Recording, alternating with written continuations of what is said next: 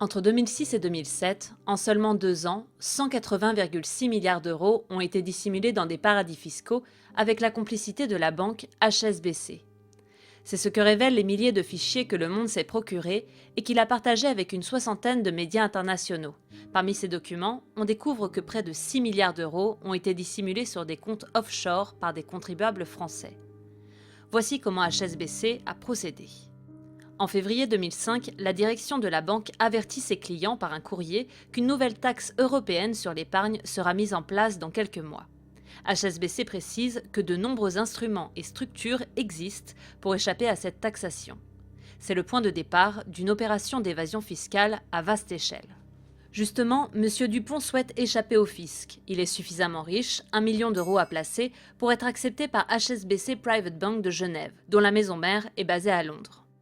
Deux possibilités, soit M. Dupont contacte lui-même la banque en se rendant à Genève, soit il est démarché par un employé de la banque. Dans ce cas, le rendez-vous est fixé, par exemple, dans un grand hôtel parisien. D'abord, le client est rattaché à un profil numéroté, qui correspondra à un ou plusieurs comptes bancaires sur lesquels seront placés ses avoirs. Du fait du secret bancaire suisse, ce schéma garantit l'anonymat. Ceci constitue donc un premier écran. En effet, seule la banque sait à quel client renvoie tel ou tel profil. Ici, M. Dupont est dissimulé derrière le profil client 57445YZ en tant qu'account holder.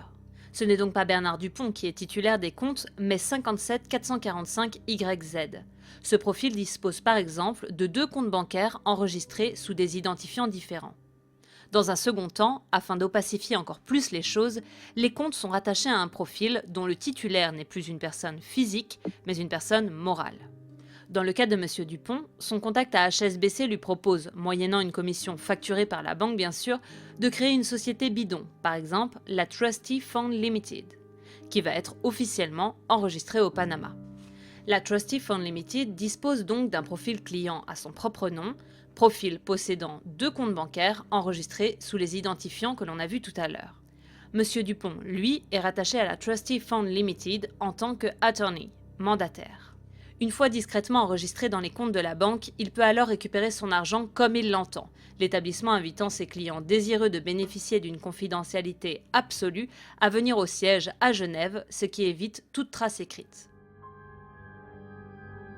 En France, ce sont environ 3000 personnes qui, comme M. Dupont, auraient ainsi dissimulé leurs avoirs pendant ces 2 années 2006 et 2007. Mais la France n'est pas le seul pays concerné. Au total, plus de 200 pays sont touchés par la fraude fiscale et près de 130 000 personnes, physiques et morales, auraient bénéficié de ces montages. Ces milliers de fraudeurs n'ont pas tous le même profil. Pour certains, l'origine des fonds est clairement issue d'une activité criminelle, trafic de drogue, trafic d'armes ou d'objets précieux. Dans un registre un peu moins sulfureux, on trouve aussi des personnes qui dissimulent sciemment leurs avoirs, mais dont l'activité est légale, profession libérale, chef d'entreprise et même quelques noms connus du sport ou du showbiz. Enfin, quelques comptes appartiendraient à des fraudeurs malgré eux, héritiers de fortunes anciennes qui, affirment-ils, n'ont eu parfois même pas connaissance de l'existence des fonds.